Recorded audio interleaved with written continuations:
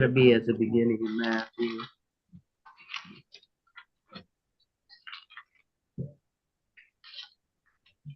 Yeah.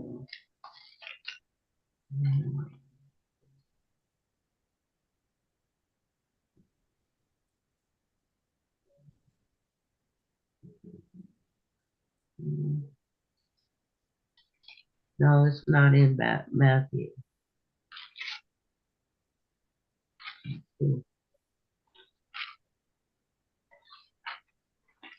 Okay, so It's not in Matthew. It goes from his, being a little boy to being baptized. okay.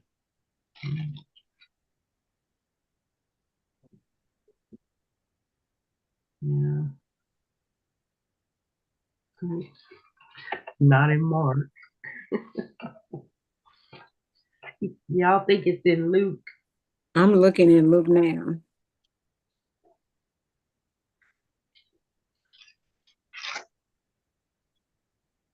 It is in Luke. It's in Luke 2:49. Let's go there. Everybody, let's look that up. Luke 2. Yeah, I got it. And he said unto them. And he said unto them, how is it that ye Luke saw? 2 and what? 49? Yeah, 49, but 48 is when his parents saw him and were astonished. So let's go to 48 and start reading there. And go ahead, Carrie. When his parents saw him, they were astonished. His mother said to him, Son, why have you treated us like this? Your father and I have been anxiously searching for you. Why were you searching for me? He asked. Didn't you know I had to be in my father's house? But they did not understand what he was saying to them. And we don't understand today. Right. There you go. That's no sense. So here's the exchange. We've been nervous, been upset, anxiously looking for you. And his reply was, why? Mm-hmm. Why are you searching around for me? For me? We came to Jerusalem, celebrate the Passover. This is the site of the temple. And when you go to looking for me, where did you look? You should not have to even look for me. Should have known. You should known. So this is a rebuke to his parents because they searched. It's almost like because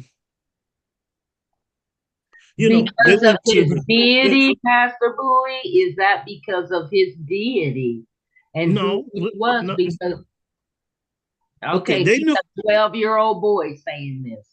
This is a 12-year-old boy who has been living with them since he was born. Mm-hmm. And they should have known what he was made of, the things that he was subject to do and not do. When they looked around and didn't see him in the caravan, they should have went straight to the temple. When it says, didn't you know I would be at my father's house, it really meant, that I would be engaged in my father's business. Yeah. That's which is my purpose. Mm-hmm. And my purpose would not have carried me to the restaurants, would not have carried me to the ballpark, it would not have carried me over to the amusement park, it would not have carried me to the casinos, it would not have carried me to the swimming pool. I didn't come here for recreation. I didn't come here to do all that stuff. Listen, you shouldn't have even been looking for me at the university, not the omniscient one. You should have known where to come and find me. So the rebuke that they received was because they went searching high and low. Guess where they found him? In the temple. In the last place they looked. Yep. That was the last place. It was the last place because that's where they found him. but no telling how many other places they searched. But even if they went straight to the temple, their anxiousness, their anxiety was something that Jesus was trying to deal with. Why were you upset and nervous about me not being where you could see me? You didn't you know where I would be? And then, okay, so it's almost. They didn't know where he could be. I mean, it's just like, I'd have been somewhere. I've been in the grocery store and my daughter was 3 years old, and I turned my head and she was missing. I mean, it's just a natural human thing for parents to be wary when their children are not where they supposed to be. I don't It think is. that they should be so, he, thought that they supposed to know where he was. Because I the just don't. next No. verse, the Oh, next no, verse, no, no, back up. Hold your thought right there. This is the child that had angels announce his arrival. Mm. This is the Mhm. child that was born of a virgin. This was a miraculous birth. This was the one who angel said to the mama and the daddy, this is God's son. Mm. Now, this is not no ordinary child they're dealing with. But And he's a Jew, yeah, I get interested in the ways of Judaism. So when you get to the center of all that he had been raised up to become, they found him conversing with the priests and the doctors of law, and mm-hmm. he was blowing their mind. And that's why the statement was, you should have known, right? Yeah, Because if the angels had announced, this child that you're getting ready to have is the Son of God. This child is going to redeem all of humanity. This child, then this is the promised Messiah, the Christ. And that's what made the difference in Jesus's attitude toward them, because they had information about him that they never received about any of the other children, any of his other siblings. Now, if one of them had been missing, all of us can go scattering around. Let's try to find them. We meet back here in the hour. That but, kind of a and thing. even in that it says, but they did not understand what he was saying. that was Even it. after the proclamation from the angels and the wise men coming in, knowing that she was a virgin, it still says they did not understand what he was saying to them. They did, which is the rebuke. That's the rebuke, because you should have, but you did. That's like it So, is today. what kind of weight are you putting on the understanding that you've already received about my person, who I am? Okay, so that was his deity. And then it says, then he went down to Nazareth with them and was obedient to them. And his So, mother so, so, kept so, these I, things I'm, in her I'm, heart. yeah, but I'm trying to figure out, what do you mean when you say that was his deity? That was, like you said, this was the Messiah. But And this was I a, this know was a, this this was a, chapter but he is was also a man, right. And he was subject to also a all of the boy. issues.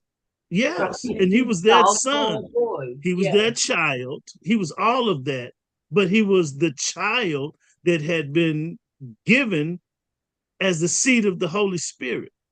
right. They knew that. He was a child, 100%, but he was also 100% God. Right. That And see, like homeostatic you said, union we don't was understand that. what they couldn't understand it. Many of Mhm. us don't understand it today. Right. You're right. You so right. Okay. How Mm-hmm. you can be 100% man and at the same time 100% God. Oh You know, man. so I raised this point just to show that if they who receive the angelic announcements If the ones who know that he was born of a virgin, the seed of the Holy Spirit, if they couldn't get it, then what make us think that 21 centuries later, we can We just don't. read the pages and we can get it? We don't. Which No, is why no. Philip Yancey writes this book to crack open the hard shell that we have wrapped Jesus up in. We've wrapped Jesus up in Christianity. We stripped him of his Jewish clothes and put on Christian clothes. Jesus was a Jew. And if you're going to really appreciate everything that went on in his ministry, we're going to have to learn to see him as such.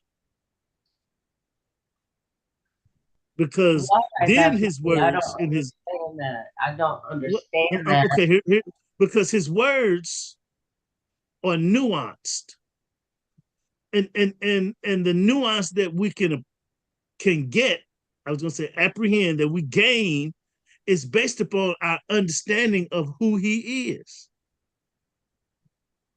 Okay, so if Bill Gates comes along, let's say we have money problems. We need to raise $100,000.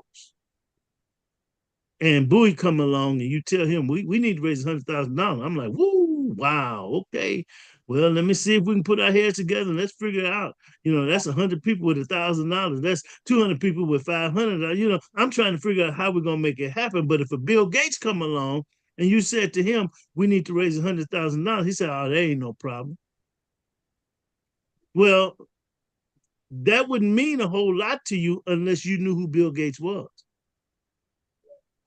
And once you realize you're talking to somebody who could write that check right now, and it wouldn't even hurt his bottom line, right? So the words coming out of Bill Gates's mouth about $100,000, we would deal differently with that than if Bowie came along and said, "Oh, that ain't no money." You get what I'm saying? Yeah. So if Bowie says it, you're gonna be scratching your head. What do you mean that ain't no money? That's a lot of money, $100,000. But if Bill Gates says that's not any money, but your ability to grasp the comment that I made or the comment that Bill Gates made is really predicated upon how well you know who I am and who he is. And in Okay. the same token, when you know, if we have this Christianized version of Jesus, then a lot of his words we won't get the true import. We won't get the true meaning behind those words and what it meant to the people that heard it, why they responded the way they did, and all of that. We miss all of that because we're analyzing the lexical side and not the nuanced side. I think that Mm, over the I years, don't. your teaching I, we have, Pastor Bowie, those are some of the things that you always. These people knew who he was. They knew what he was talking about. They knew the Old Testament. They knew these things about him. Yes, they did. Well, no, Yeah. they may not have known. They knew some things about him, but what I think Yancey is trying to get over, and I want us to not miss, is that their response to Jesus's teachings, his actions, his words. If you saw somebody running around here opening up blinded eyes and unstopping deaf ears and feeding the multitudes, raising the dead, you would have a particular response to that person, wouldn't you? Would you embrace them? No, because I said they fake. no, because I No, I'm didn't. saying if they were actually doing that. I just can't When perceive John them was on actually his doing it. deathbed, when John the Baptist was on his deathbed, about to have his head cut off, Mm-hmm. he sent his disciples to ask Jesus, "Are you the one, or should we look for somebody else?" And what is Jesus' response? Go and show John What I Don't did, What's happening? what you see. Yeah. they have seen, Yeah. what I have That the done. hungry are being fed and the blind receive their sight. The sick are being healed. You go and show John all of these things that are taking place, and he'll know based upon prophecy whether I am he or not. Okay. And so Jesus says, the works that I have done speak for me. And if Jesus came in this day and age doing those kind of things, how many of us would embrace Jesus? If he didn't come in that day, but he came in 2026, 2025, 25, yeah, in Yeah. 2025, if Jesus came in 2025 and started healing and doing all of those kind of things, would it be difficult for us to embrace him as the Christ, knowing the prophecies about what this Christ would be able to do? Would we be skeptical? And I then don't why? know. Where do they say he's gonna come back like that in the Bible? No, I'm Right. talking about if this was, if instead If of you're coming in the saying first that century, if no, instead of him coming then he came now. yeah, instead of him coming in the first century Palestine, he came in the 21st century America, doing the same things today that is recorded that he did when he came in Palestine. The question is, if that was his arrival as Messiah, would you have a problem embracing him as the Christ? Today, yes, I would. No. I No, would. Today, if Not somebody if I knew what I knew now. right. Because we because do I think he was like one of them preachers that throw their hands and knock those people down and come back to like, I just Mm-hmm. wouldn't. I Yeah, mean, he you have some has skeptics. came back in but spirit. we've been I believe he's studying here that in he was spirit, but coming. you talking about physically walking up physically, spiritually, yes, because he's still raising it. He's still killing and he's still raising the dead and all that. I think. Yeah, but my point is, just like Jesus walked among them, and they had skeptics, and they had people who had difficulty wrapping their minds around Jesus. If we don't see Jesus, But there also were the people who didn't have a problem and did true, accept him and did sure, walk with him and sure, said, "This is him." yeah. But in order to understand why these folk did embrace him, those folk didn't embrace him. What Yancey's trying to share, and what I want us to get, is that I need to understand Jesus through the lens, not of a 21st century Christian Right. lens, but of the first century Jew that he really was. And so, do we have to, as the first century Jew? So, are we Jews? You know No, what I no, mean? no, no, no, no, no, no, no, No, no, no. see him. Here's what Yancey says. He says, I try to put myself in their shoes. In their He lives in the shoes. 21st Okay. century, but I'm trying to see if I can See through the mentally eyes of the walk, first century Jew. yeah, Okay. and understand and appreciate what it must have been like Yeah. to have lived and grown up in first century Palestine. Okay. What was the climate? I'm not talking about the air temperature, Right. but Right. what was the political climate? What was the social climate? What was the cultural climate? What were the surroundings like? What is it that Jesus was dealing with? What did he have to wrestle with? You know, what was the political landscape like? What see when I start understanding that, and what did okay, so Yancey goes through details Yeah. in this chapter to describe the political and cultural state that existed in Palestine. Right. Palestine Totally. was a part of the Roman Empire. Everywhere else in Rome's empire, the people had accepted and embraced the Roman occupation, the Roman way. Um, They had been Hellenized, if you will. Okay. They had accepted the Pax Romanus, the peace brought in by Rome, right? Everywhere else except in Palestine. And so when you come to 40 and 35 BC, you still see the remnants of their rebellion against Rome. He points to the fact that for 100 years, there was this rebellion against the Roman oppressors and the Maccabees and all of that kind of stuff. And Hanukkah today is their celebration of the Maccabean revolt that beat the Romans for a while until Rome got tired of that little backwater territory called Palestine that refused to submit to the Romans' authority. And they sent in their soldiers and they began to kill.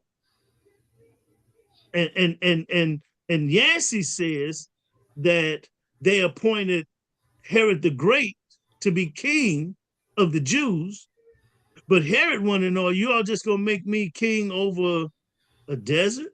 Because you're killing all the people. Amen. Which is what they were doing. So they stopped the killing. They squashed all of the rebellions. They brought Palestine under the oppressive thumb of Rome through Herod the Great. And Herod the Great was still on the throne when Jesus was born. And he's the one that caused the assassin or the killing of all of those Jewish baby boys. All the Jewish baby boys. All the Jewish baby boys died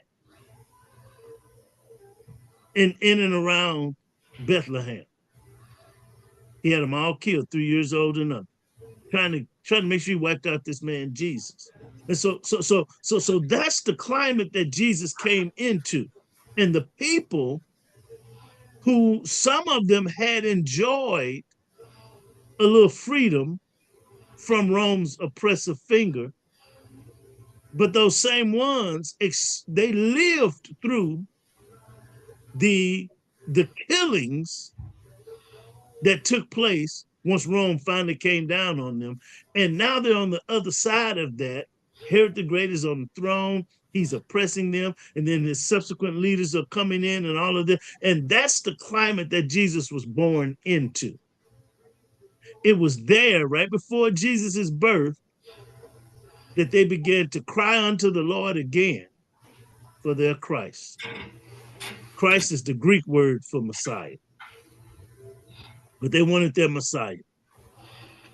And they began to cry unto the Lord. So knowing that that's the world Jesus was born into kind of helps us to understand, what was going on. He starts talking about the different types of groups that existed, right? During that time. He talks about the Essenes, and he talks about the Zealots and the Sadducees and the Pharisees, and these different groups had their own different ways of dealing with Roman occupation. And we're going to get into that a little bit later. But it's important for us to kind of see the roots and the soil. So the roots, he was born as a Jew. The soil, he was in Palestine, which was always how did he put it? He said that it was something like a lump in the snake's throat or something like that. And so you have this, that's Palestine. Everywhere else in the kingdom, they had been Hellenized, which is they embraced the Greek culture. They had Greek architecture. They dressed like Greeks. They even spoke Greek. Everywhere except for Palestine. Are y'all getting that? Mm-hmm. Yep. So they had this culture imposed on the rest of the empire, but Palestine said no. In the rest of the empire, they had this pantheon of gods, but in Palestine, they said there's only one God, and you're not gonna make us worship another God. Y'all get that? This Mm-hmm. is the I want to attitude ask a of question. the people. Go ahead.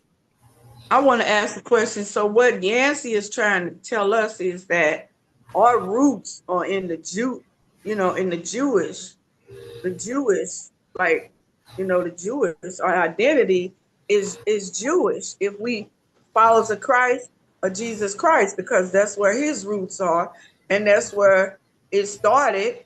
The Mm-hmm. movement was started through the Jews, Christianity. Mm-hmm. So we must be rooted in Jews. Sure. Christianity came out of Judaism. And he even But talks our about roots that, came from Jews. That's where our roots came from. Then the Jewish, is that what the you? Jewish But roots, yeah. I understand. I understand that. But do you want us to embrace the Jewish side? Is what I'm trying to. What he trying to make out of all this? What is he trying to No, no, say? That no, we should be connected to the Jewish people, the Jews. no, he's not saying that. He's saying that Jesus was. And so if I understand Jewish customs, Jewish history, Jewish laws, Jewish manners, Jewish ways, then I better understand the Jew named Jesus. Okay. If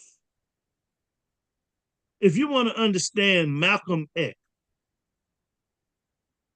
you cannot look at Malcolm X as if he was Martin Luther King. Martin Luther King was a Christian preacher in a Christian country. Malcolm X was a Muslim in a Christian country. At the time, it was a Christian country. Are y'all following that?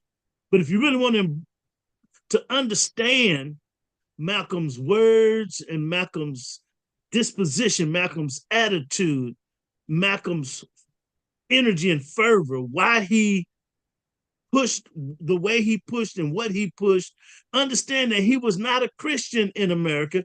He had accepted Islam. Are y'all following me? And so as a Muslim, his thoughts were not shaped by Christianity. Okay? And so if I'm going to understand him, I can't look upon Malcolm X like he was Martin Luther King, because he wasn't. And it's by the same token, if I'm going to understand Jesus and the way people responded to Jesus, because Malcolm X people responded to him differently than they did Martin Luther King. Martin Luther King was saved. He was a Christian. They didn't know what in the world was going to happen with Malcolm X, because he called a spade a spade. He told it like it was. He hurt people's feelings. Martin Luther King did his best to spare people their feelings. He tried took the high road. Malcolm X says, no. Listen, we got to be willing to fight for this thing. Do y'all get the difference? But if I try to understand Malcolm's words and Malcolm's actions and the response that Malcolm got as if he was a Christian, then I'm going to miss the whole boat. So So if the will. nation didn't kill him, somebody else was going to kill him, just like they did Martin. And so Yancey is trying to get us to understand that Jesus was not a Christian, especially that kind of Christian we see in the 21st century. Jesus was a Jew. He was born a Jew. He was raised up a Jew. He died a Jew. Okay, which means that people looked at him a certain way. Rome looked at him a certain way, right? But so did his own people. They looked at him a certain way. And when Jesus spoke, and spoke words that conflicted with what they had as Jews been raised up and taught to think, these Jews responded to this Jew like, man, you lost your mind. Right? What if a brother, okay, let me not what if. We have Black people in America who are trumpeters. That's what I call them. Trumpeters, MAGA Black folk. They sing Donald Trump's praises. And when you run into one of them, how do you look at them? Man, you done lost your mind. Can y'all see that? Yes. By the same token, yeah. in Jesus's day, when he started espousing some things that ran contrary to what every Jew had been born and raised to embrace, y'all, it caused problems for Jesus. Yeah. It affected how people received him. They loved him and all of that. Yes, they did. But at some point, you know, they had to reject what Jesus was saying. And that's that. And we need to understand why that was, you know. Yeah. Why did they reject Jesus like that? So that we can then understand better what we're reading in the scriptures. Okay? So we can understand better what we read in the scripture. The Bible speaks to us. And it says some things to us, but we need to understand this man Jesus, the Jewish Jesus, so that we can understand the response. So let me ask this question. I wrote it down. If you live in Jesus's day, what kind of a Jew would you be?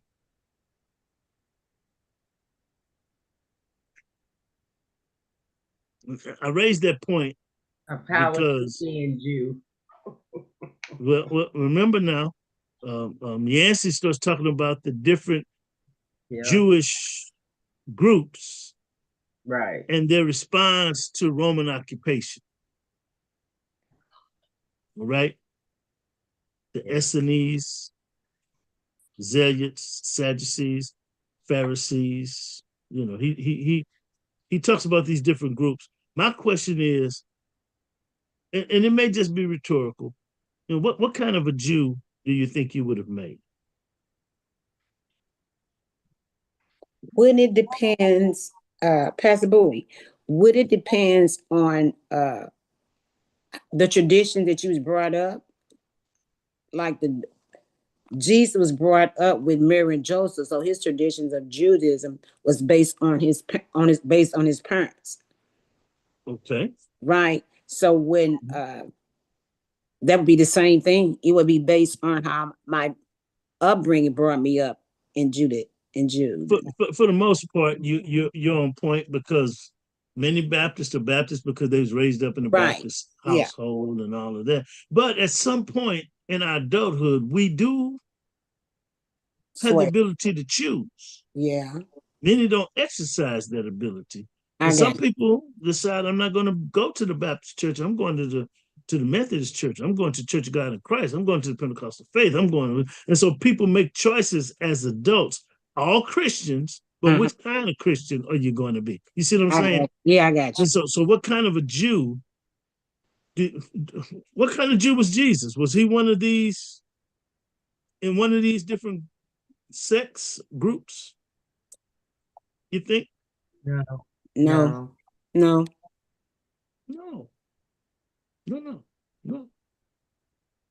Did Jesus embrace religion over politics, or politics over religion?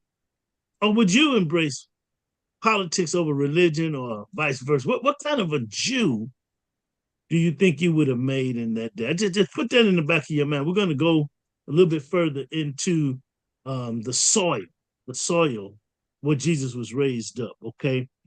Um, um,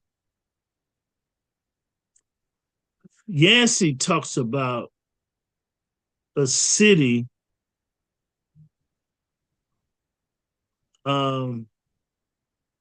named Seleucid. Is that the city? I'm trying to find it.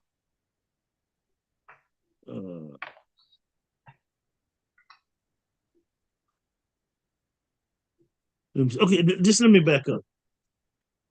The place Jesus was raised up in, Palestine. He starts talking about how he was raised up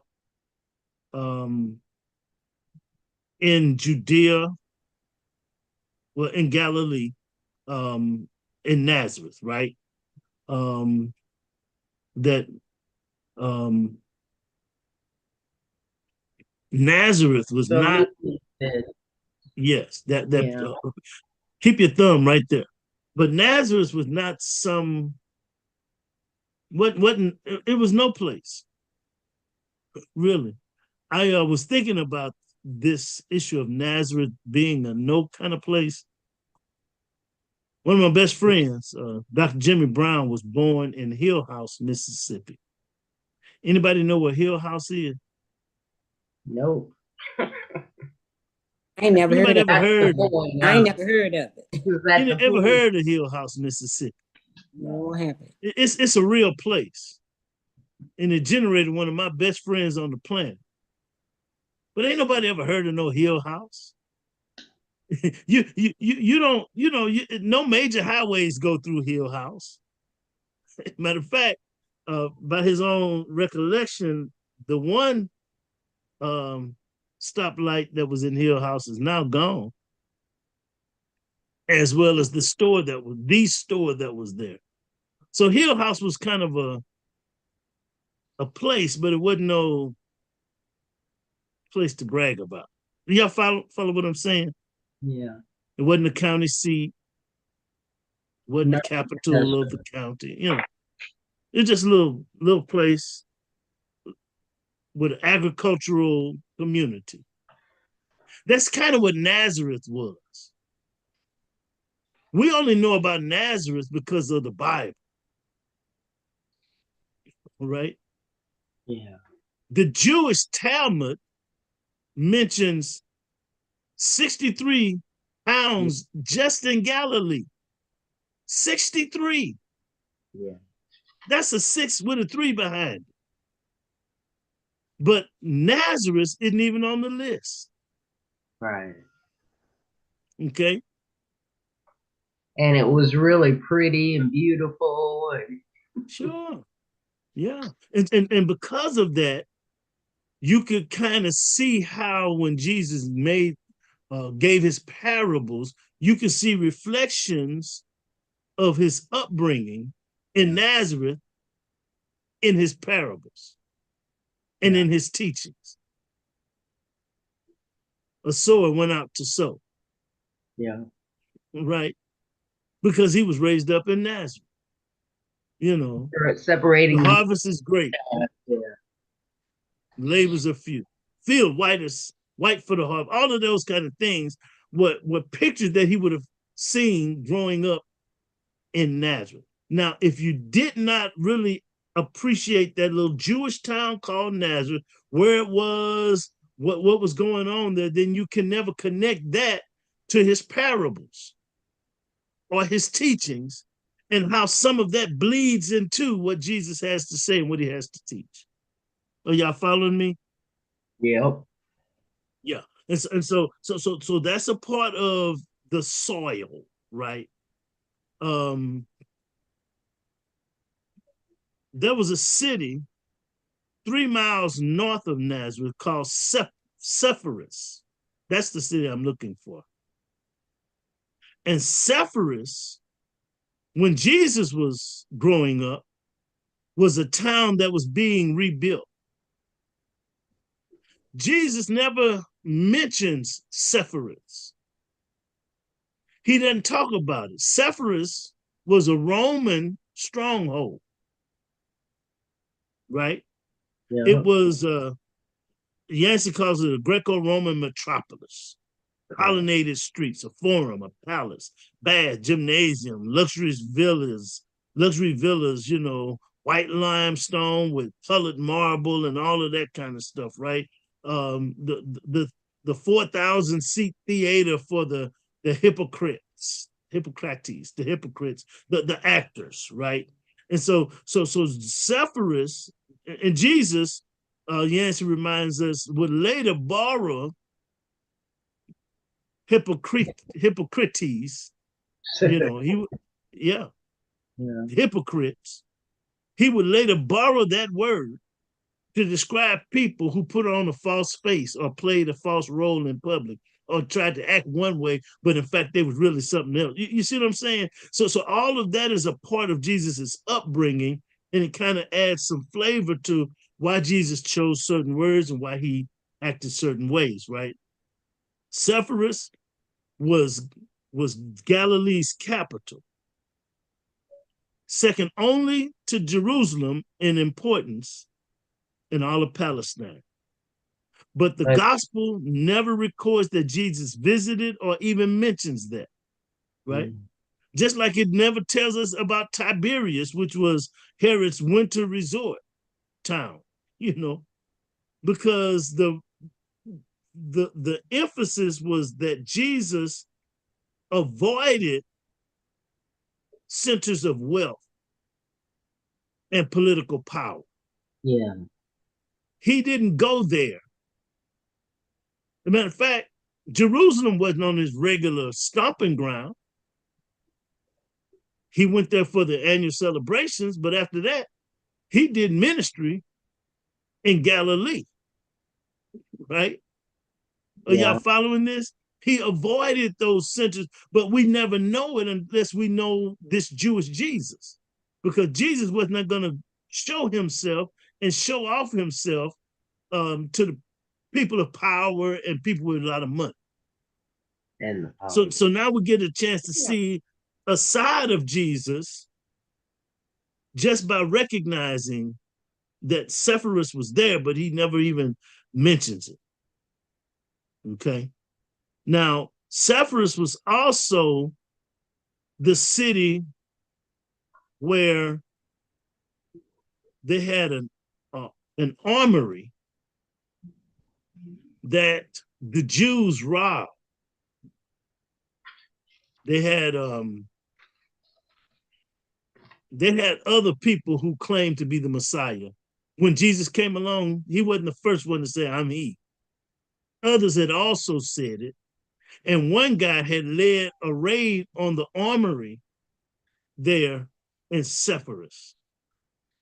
And that's when the Romans came, and because he was going to arm his people to continue to fight, the Romans came in and they took care of business that day, right? Because and destroyed Sepphoris. That's why it had to be rebuilt. And so Yancey and others are speculating that maybe Joseph, Jesus' earthly father, who was a carpenter, did work over in Sepphoris, helping to rebuild it because it was being rebuilt during Jesus' day. Questions, thoughts? Jesus was poor. He came from a poor family. We know he was poor. I think that with me, I'm like,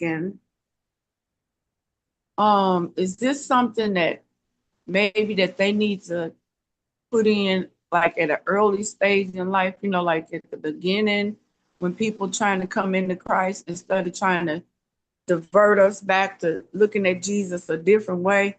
Because today the Jews and the Christians don't get along in today's society. I'm just saying. So to me, it's like, I understand what he's saying because I'm just going to look at Jesus as a person, a good person, you know, and I understand his ways, just like I understand the Jehovah's Witness. I don't hold anything against them. They told me that nobody in Jehovah's Witness could marry outside Jehovah's Witness, if they're Mhm. Jehovah's Witness. Mhm. But I still accept them. But it's confusing to me why Yancey trying to do this at me at 65, trying to tell me about where he came from and his Jewish heritage. I didn't really look at him as a Jew. I just looked at him. I knew he was a Jew, but Sure. I didn't look at him as that. And I just don't think at this point, I'm trying to figure out what is the significance. So again, the significance is in me being able to understand better Jesus's words, his actions, and the responses that he got to them from different groups. Why did the Pharisees respond to Jesus the way they did? We know that they had a certain response, but the question is why? Because he Why did was the scribes, changing. huh? Because he wasn't like them. Yeah, but He what was it that really so Yancey says that if he were in Palestine in Jesus's day, he would have probably been a Pharisee. And that Jesus probably lined up closer to being a Pharisee than any of these other groups. But at the same time, they had some skirmishes. And and see, when we're looking at scripture, we skip over all of that because it means nothing to us. We don't even know to ask the question. And the reason we don't know to ask the question is partly due to the fact that we don't understand the Jewish Jesus. And see, it's like this. If if a white man came into a black neighborhood and started talking about Donald Trump, we would take him with a grain of salt, wouldn't we? He's supposed to. We expect that from him. But if it's a black man doing it, there we go again. Now we're going to look at it a whole lot different. I was telling you all that a few years ago, I had a conversation with an apostolic preacher. We were in Kansas City, and we just sitting in the hotel lobby for breakfast, and all the tables were full, and I was sitting alone. So he asked, "Did I mind if he joined me?" And of course, no. Come on in. And so we were both there for conventions. His convention was there, mine. So he began to explain, who he was, and he was an author. He wrote a Ptolemy from an apostolic to the apostolics. In other words, this was an argument from an apostolic to apostolics to break open some of their traditions and their ways and their practices and expose it to the biblical light, because they had been doing it and it's been an error. Now, as a Baptist, I understood the error of their ways, right? But I don't have the ability to go and tell an apostolic how wrong they are, because I'm not an apostolic. The minute I open my mouth, they're going to dismiss me right out of hand because I'm not one of them. And we But if talked one, about it. We talked yeah, about it. yeah, but if one of them steps up and starts pointing out what I would have pointed out, now all of a sudden they're going to scrutinize that person, and he's going to get pushback, which we talked about, how he was going to get pushback and all of that. And so here's what I'm saying, that understanding that a Jew is saying to Jews, this is the way it should go. A Jew is saying to the Jews, the one you've been looking for is the one you're talking to. And they're not getting it, because that's not what their expectations were. And so understanding all of that climate then adds flavor, it adds color to what we read in the scripture. That's the purpose for understanding the Jewish Jesus. because it's going to fill in a lot of gaps. It's going to expose some things that we never even knew needed to be exposed. Now, some people, they don't care, you know. But again, this is a biblical study, so we're trying to get us to dig deeper than skipping rocks on the surface so that we can understand. I hope that makes it a little easier.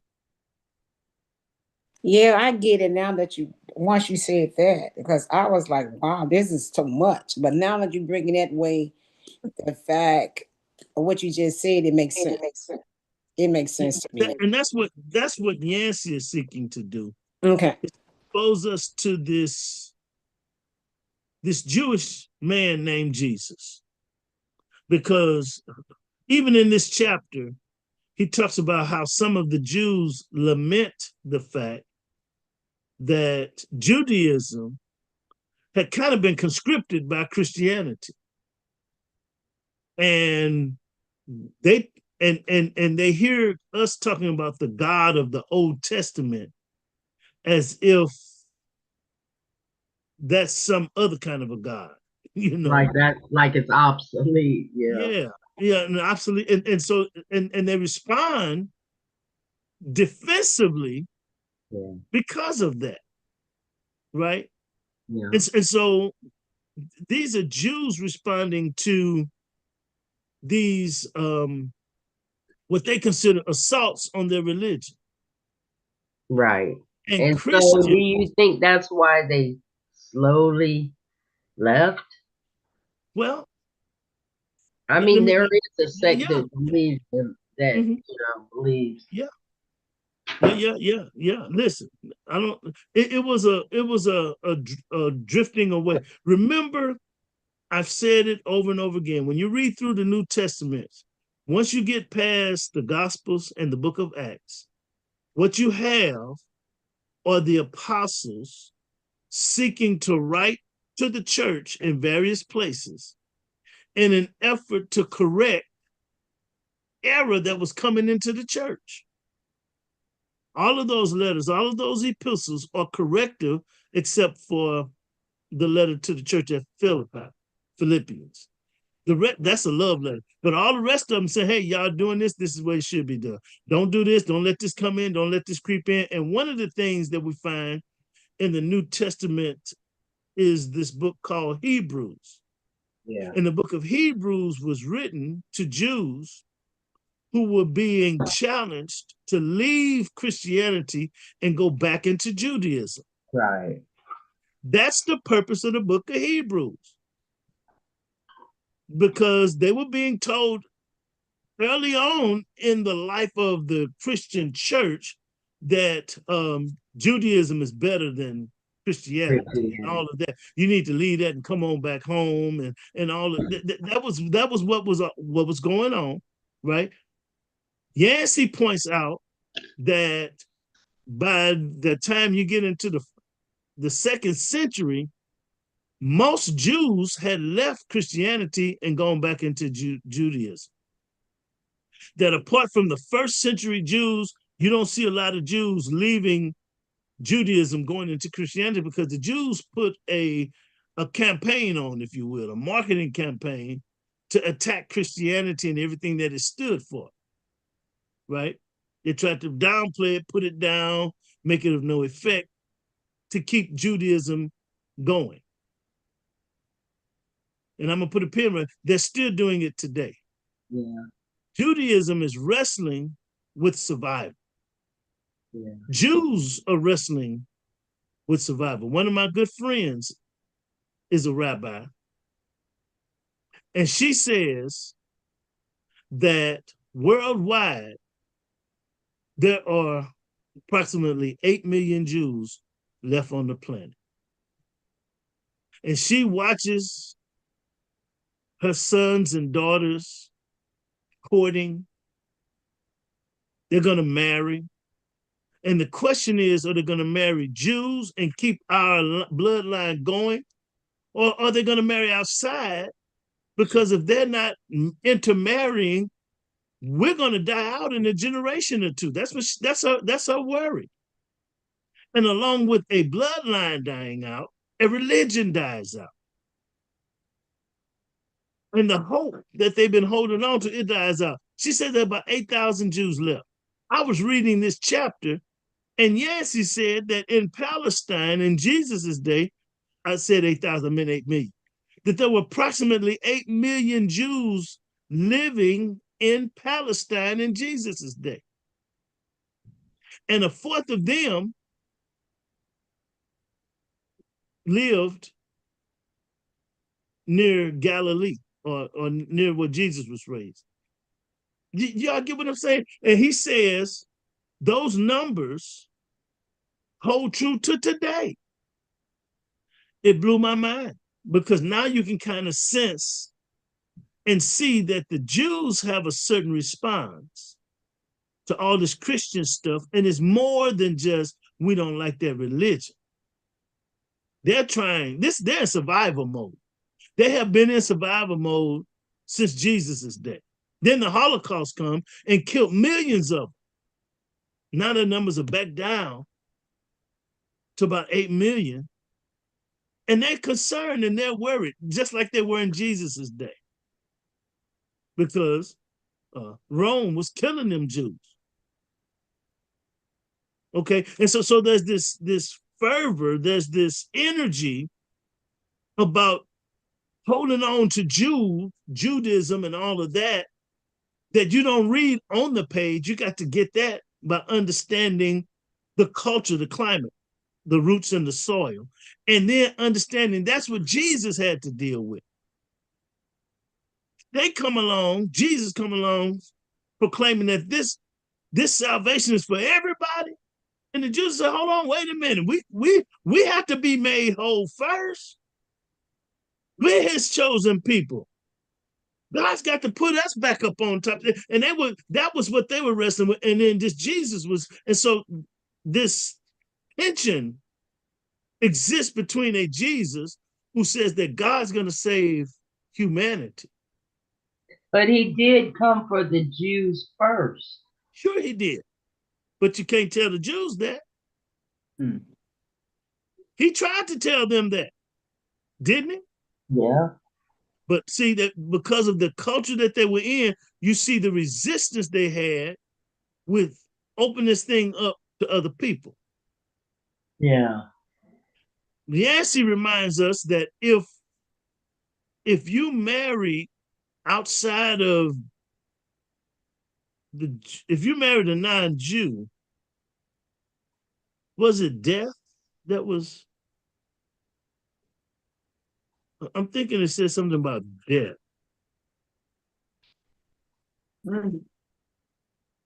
I can't remember, but and so Jesus is not talking about just marrying. He's talking about going to heaven with him and all that kind of stuff. You know, so that was a part of the conflict. Second part, Yancey reminds us that during Jesus's day, being from Galilee,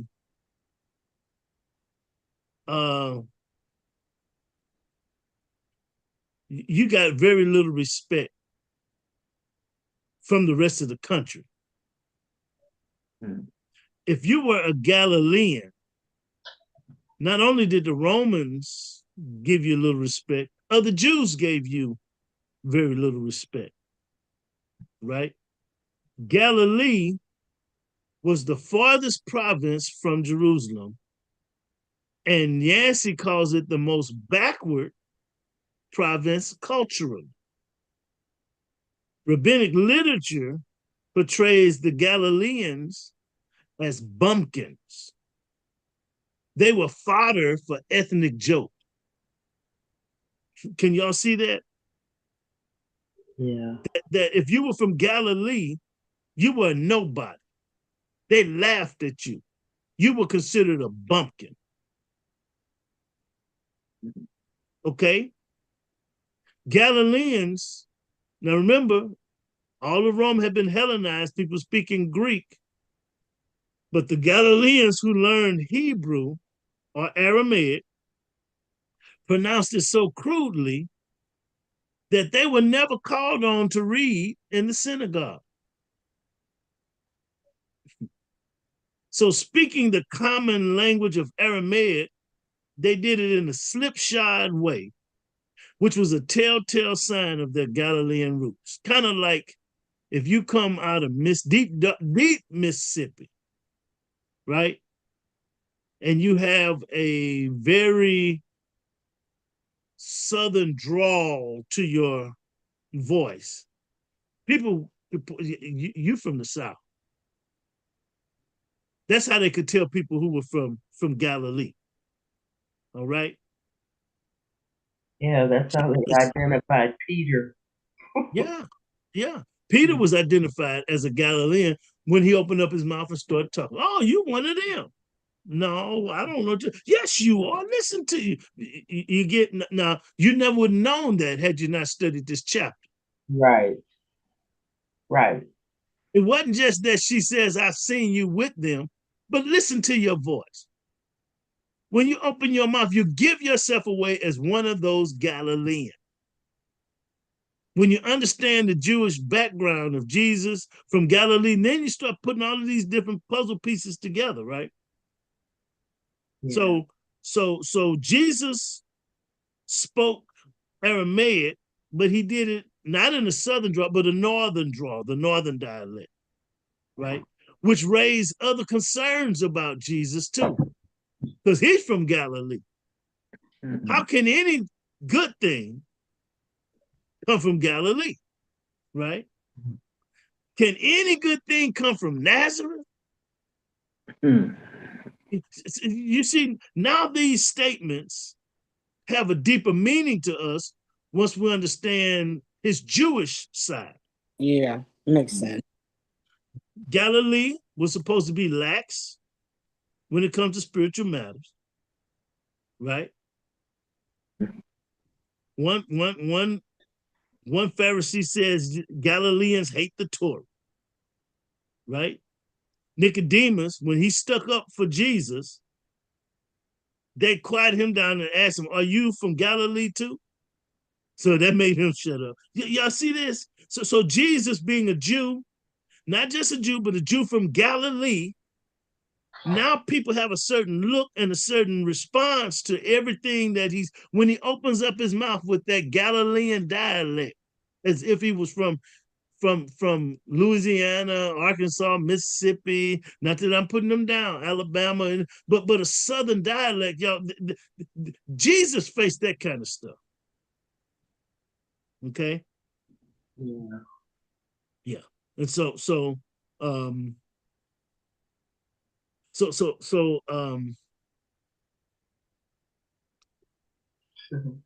we're gonna close out by talking about these different kinds of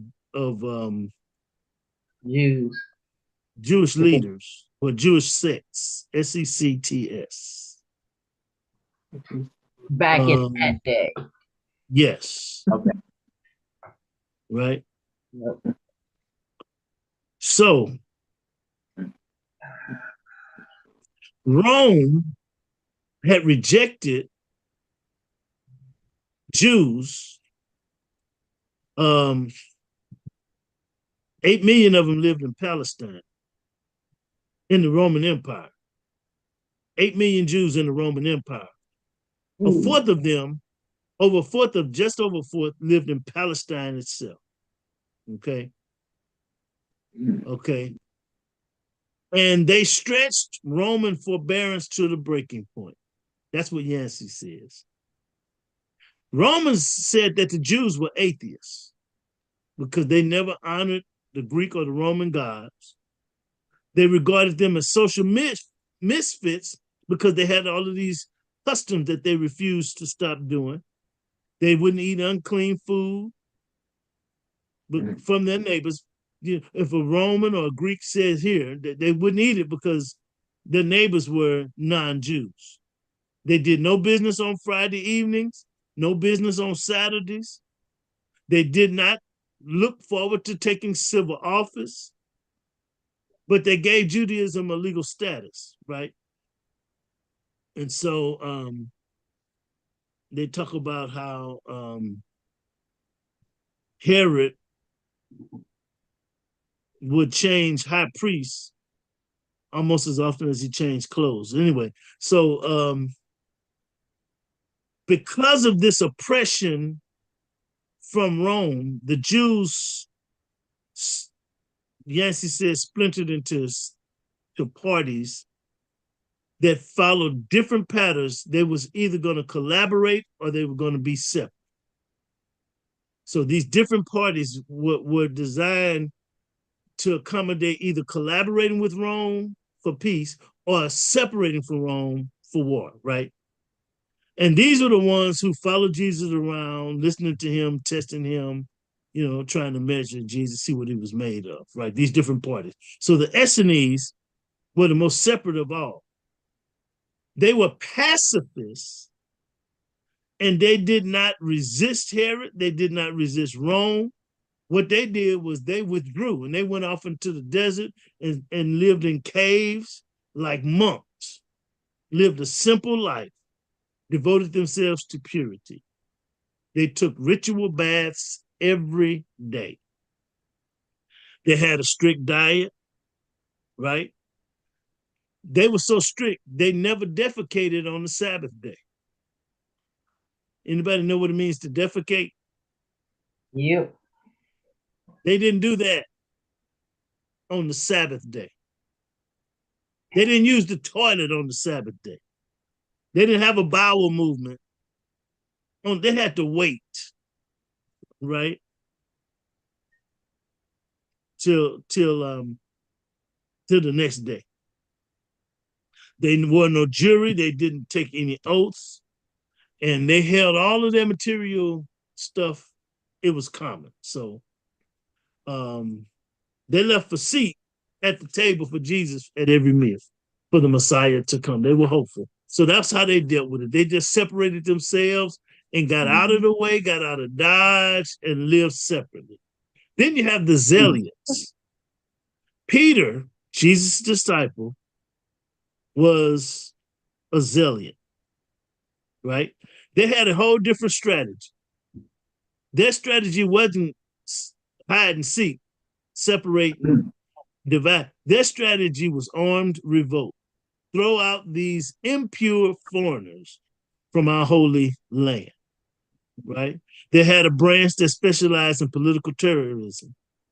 Another one operated like moral police to keep fellow Jews in line, right? So it was the Zealots who declared that anyone who married into another race should be lynched, right? When Jesus was walking around, they would have noted that his group included Simon the Zealot. On the other hand, Jesus' social contact with Gentiles and foreigners, not to mention parables like the Good Samaritan, would have driven those zealots crazy, right? Then at the other end, you had collaborationists who tried to work within the system, right? The Romans had already given the Jews some limited authority and all of that, and they formed this council called the Sanhedrin, and the Sanhedrin was their ruling council, right?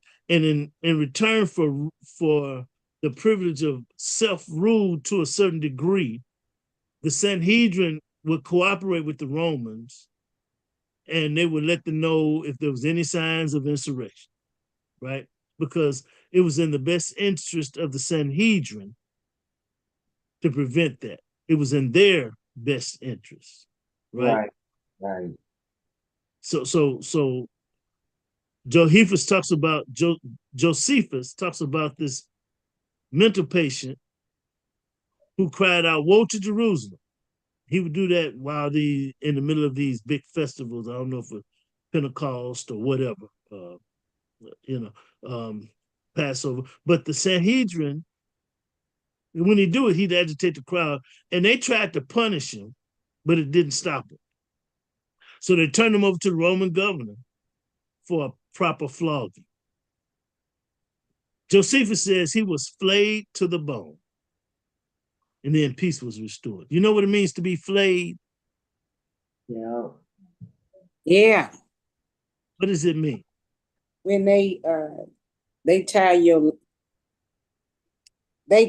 leg and your arms, and then have somebody, they pull you and they just break all your legs, your arms. Oh man, that's that's a horrible death. That did happen, but It that's was a not what it means whooping. to be That's flayed. not, It was isn't a that a death? bad. I thought it was a whooping with a Out of nine tails. gun. Yeah. They did that too, but that's not what it means to be flayed.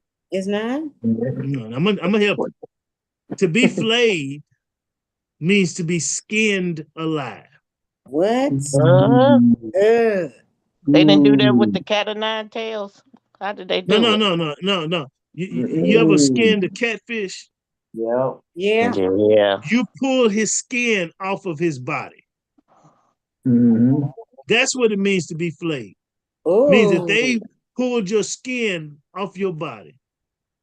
And in this instance, they pulled not just his skin, but his flesh all the way down to his bone. Ugh. Mm. Ugh. I call it fillet. Yeah, that's like Mm. saying. They Mm. basically deboned this guy. Mm. That's what it means to be flayed. Mm. Okay. To have your skin, the outer covering removed. They had Mm. peace when that happened, right? Oh. Right. And so um it was the Sanhedrin that sent a group to interview John the Baptist to see if he was coming to start a war or whatever, or if he was coming for peace, right? And they did the same thing to Jesus, right? Caiaphas says it's better for one, the high priest, for one to die for many, right? So you have these individuals, these collaborationists. The main collaborationists were the Sadducees, Yeah, Mm. right? they were They blatant. were the first ones to be Hellenized under the Roman occupation. They were Hellenized under the Greeks. Then they turned around and cooperated with the Maccabeans. Then they cooperated with the Romans. Now they are cooperating with Herod. So they Yeah, whatever was to their best interest is what they sure. do. That's it. That's it. Whatever, right? Mhm. They didn't believe in the resurrection, right? They No. didn't believe in divine intervention on earth. Their motto was whatever happens, happens.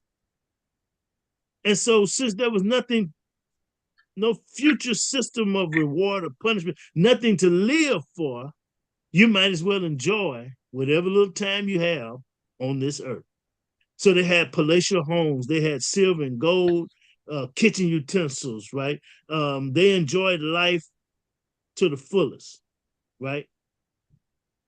They had the most to lose from any threat to the status quo, the Sadducees. And they had seats on the Sanhedrin. Then you have the Pharisees. They were the party of the middle class. Many times they were on the fence between separatism and collaboration. They had high standards of purity, right? Like Sabbath day observance, ritual cleanliness, the exact time of the feast days, and all of that, right? If you were a Jew and you didn't observe these things, then you were treated as a non-Jew by the Pharisees. These are the people Jesus dealt with, right? They picked their battles, but they picked them carefully. And so the writer says that when he considers all of them, his conclusion was that he might have been in the party of the Pharisees, right? It might have been in the party of the Pharisees. Okay. Um, so scholars, this is a footnote on page 63. They have debated why the Gospels record so much conflict between Jesus and the Pharisees, when actually he had more in common with them than with the Sadducees, Essenes, or Azaleas. One explanation is that the Gospels were written several decades after Jesus' death. By then, Jerusalem had been destroyed and the other parties had virtually disappeared. Understandably, the writers focused on the sole surviving threat to Christians, and that was the Pharisees. I don't know if I buy that the way it was written, but I understand what he was trying to get at, right? And so you have these different groups. These are the four groups. Um, and so the question is, would Jesus have won me over? That's what he asked himself. And he has to admit, he can't answer that question very easily, right? Just like in Jesus's day, Pharisees kind of hung around and they listened. Many times they were on the periphery, just trying to hear what he had to say because they were hopeful. But in the end, they stuck with Judaism over Jesus. So it wasn't a matter of Judaism or Christianity, it was Judaism or Jesus, and they stuck with Judaism because Jesus did not come the way their Messiah was thought to come. They felt that their Messiah was going to come riding in on the horse, vanquish their enemies, set them up to be rulers of the earth for 1,000 years and all of that sort of thing. And Jesus didn't come doing that, right? Yeah, and it says that all of them wanted to preserve what was distinctly Jewish, and that Jesus represented a threat to that. Yes, yes, yes. Distinct Judaism. Even when they got into the church, it was the Jews who says, okay, we'll let the Gentiles in, but they got to be circumcised. Yeah. But they were still trying to preserve their Jewishness. Yeah. So the early church, which was in Jerusalem, which was populated by Jews for the most part, that church that was populated by these Jews would go to the temple, to the synagogues on Saturdays, which was their Sabbath day, and observe their Jewishness. Then on the Lord's Day, which was Sunday, then they turn around and meet down by the riverside, maybe in somebody's palatial home or something like that. But so they were still trying to be Jews, and Jesus never told them to stop being Jews. Right. Right? But here's what we do find out. Early on in the chapter, he talks about being invited to New Orleans. Christians, Jews, and Muslims. 10 of each were invited to New Orleans. And the one who invited them, this psychiatrist or psychologist, was trying to see if the three different major religions could come together and form a new community where we will all be one. So on Fridays, the Muslims had their worship. And on Saturdays, the Jews had their worship. Then on Sundays, the Christians had their worship. And they found out, to their amazement, that they were pretty much similar. They sang, they worshiped God. The thing that separated them, here's what Yancey says, was when it came to the Lord's Supper. And when the Christians participated in the Lord's Supper, that's where the Jews and the Muslims, no. And so in ancient times, when the Muslims were taking over part of the territories, and they would go to a church and they would write on the church walls and turn it into a mosque. And they would say, God does not beget, God is not begotten, and God does not beget. Right. Because Jesus is his what?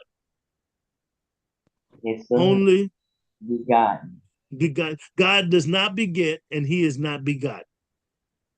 So it's at the man Jesus where the separation comes, right? Between Jews and Muslims and Christians. It's at the point of this man named Jesus. Okay. He goes on to say some things like, and let me just let me see if I can pull that up real fast.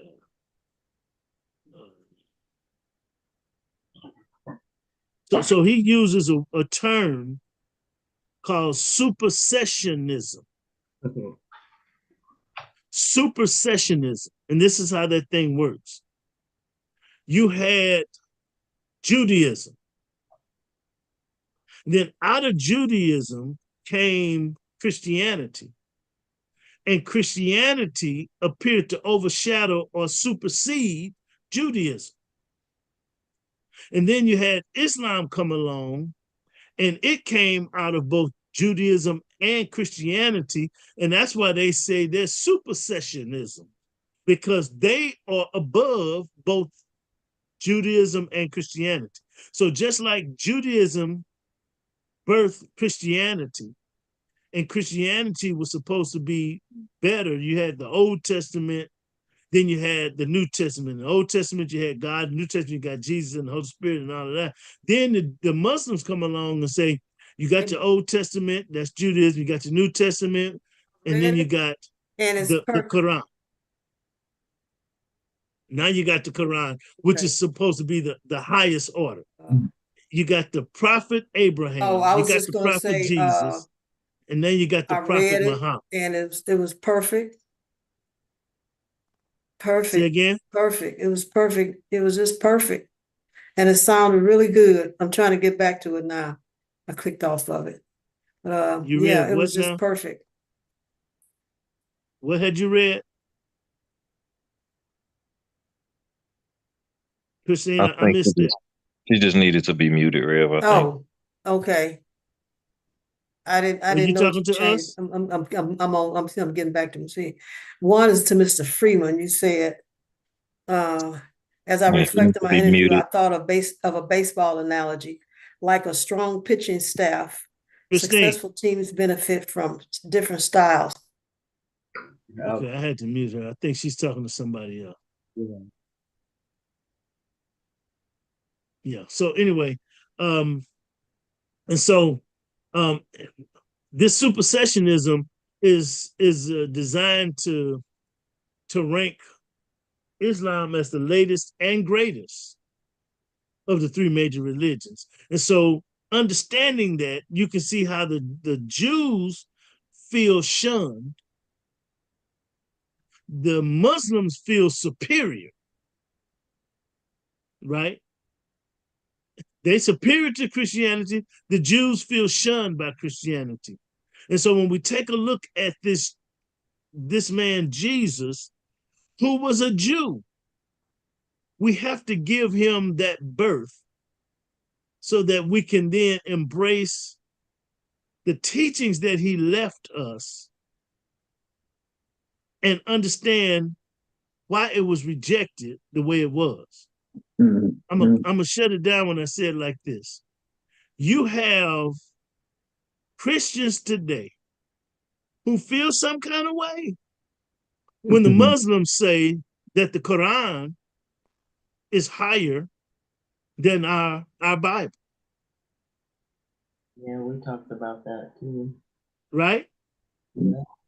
And that Muhammad was the last greatest prophet, greater than Jesus.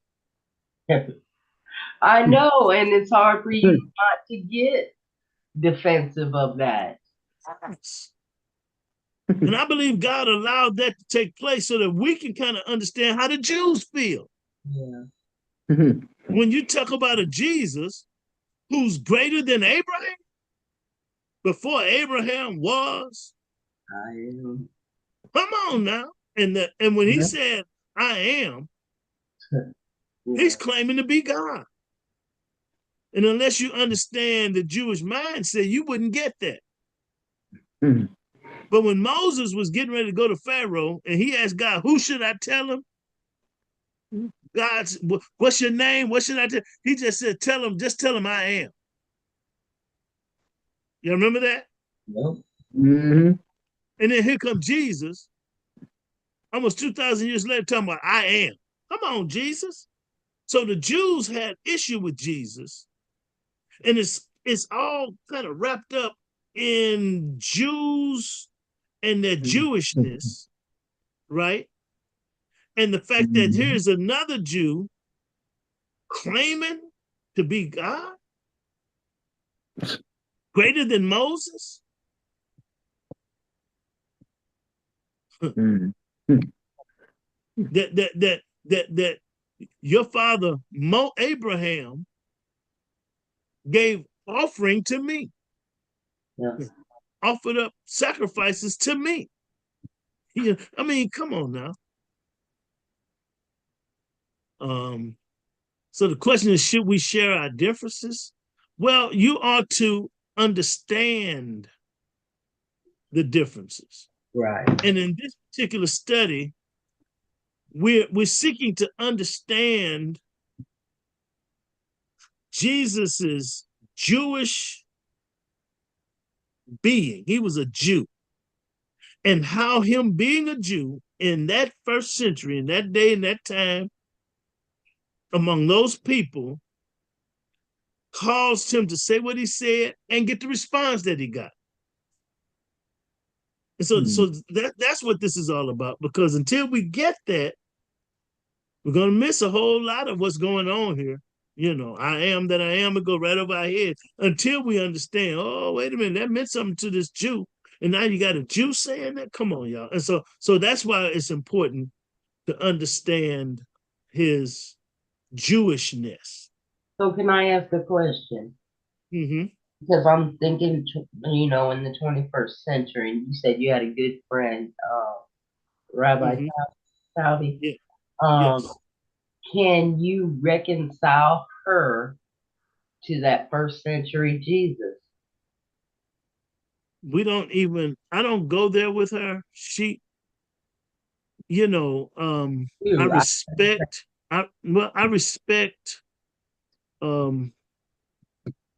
respect her. She doesn't reject Jesus, but they don't embrace him as a Messiah. Okay. And so I don't really have that argumentative thing with Rabbi, because I don't think it would be fruitful. Okay. I just respect that was that. just my question, because I'm around a lot of Jews. Yeah. They know what I believe, but yeah, I wouldn't go there with them and try to. Right.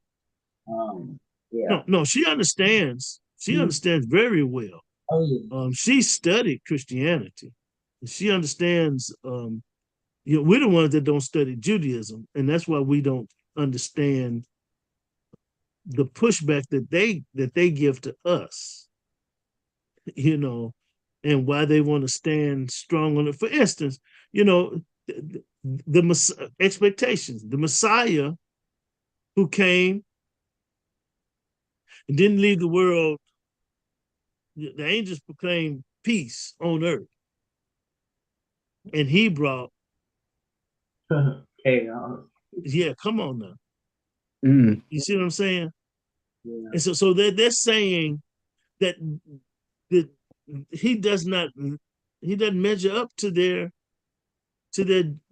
expectations. I understand that. I don't agree, but I understand it. I understand that too, Pastor Bowie. And they're looking for a Messiah, and he is coming back. And we don't know how God is going to do that. We just don't. We don't. I think we lost our live feed. Uh-oh. So we're going to go ahead and shut it down. So listen, just reread these chapters in an effort to try to wrap your mind around a Jesus that you didn't know. Okay. look at him through the lens that's being painted by Brother Yancey, and let's seek to understand him better. Next time we get together, it's going to be a week from today in this study. We're going to be into chapter 4, and we're going to take 2 study periods to go over chapter 4, which is the showdown in the desert. Mm-mm. We're going to talk about this which temptation. we have kind of like a, we even said it. We were like, well, at least we know what that's about. You You know what think? I mean? But do we? You think? I mean, we know. All right, all right. Listen, y'all have y'all cohort meetings and do all of that. Tear it apart. And we're going to see you a week from today, right? Not Monday? That's Wednesday. We will not meet Monday. on Monday Okay. for the next 3 Mondays. Oh, okay. We'll just do Wednesdays for the next 3 weeks. Okay. So we're not doing Monday. pastor Oh, yeah, we're doing study the tomorrow. study. Oh, Yeah, okay. we're doing that. We just won't have a Bible study on Monday for the next 3 weeks. Okay. Pastor Monday Bowie, I coming up is the invited. holiday. I'm sorry, go ahead. No, I said Monday coming up is the holiday. Oh, The well, following Monday is our National Baptist Convention in Kansas City. And then the following week after that is Berean District. I want to encourage members of Zion Travelers and anybody else who can and will to show up at the district meeting on the 3rd Monday this month. They moved it because of the National Baptist Convention at Mount Bethel Baptist Church. Let's go to the Congress classes and let's sit and see what we can glean from some of those classes. Okay, I'm going to tell you why. It may help you to, it may help your growth. You can learn to appreciate better what you have been learning. You can appreciate what you do have. But if all you hear is Pastor Bowie's voice and you don't get to compare it to somebody else, then you don't really know where you are or what you have, right? yes, sir. When you go, let's not be argumentative, you know, Scary. but you can ask questions. I better not go then. You can ask questions. Just don't tell, ask. Okay. Just ask questions. Well, wait a minute now. That's not what I thought so and so and so and so, and just add, So anyway, we're going to get into chapter 4, the temptation showdown in the desert. And we invite you all to join us on the 3rd Monday at Mount Bethel Baptist Church for the Congress classes. All right. They classes? Now, Congress of Christian Education for Berean District. We meet the 2nd Monday every month. And so for the rest of this session, every 2nd Monday, we're going to be at Berean District. Anyway, Donetta, you were trying to get in. Yes, sir. I invited somebody to join the class, but she's having a problem getting in on Facebook and on Zoom. I was wondering if Kawana would be, it would be okay if Kawana like sent her an invitation for next Wednesday, a Zoom invitation that she could just hit and get in. Sure, Kawana. Can you hook that up? Miss See if Kawana, that I can got work? her number. Do you have Kawana's number? No, I got Rosalind's number, my friend who wants to join. I'm going to send you Kawana's number, and then y'all can Okay. communicate offline. Okay. All right. Thank you. Very good. Very good. Very good. Invite her for tomorrow. We're still meeting tomorrow. Okay. So God bless you. God God bless you. Bless you too. Can I get someone to close us out in a word of prayer? Dear Heavenly Father, we thank you once again for this class. Thank you, Lord, for your word that we may take with us to help us grow and to be better. Continue to help our pastor and his family. Continue to bless them in any way. Bless everyone that was here tonight and bless those that couldn't get in. This I ask your son, in Jesus' name I pray, kind of done. Amen. Amen. God bless you. We'll see you all on tomorrow evening if the Lord says the same and the creeks don't rise. Bye.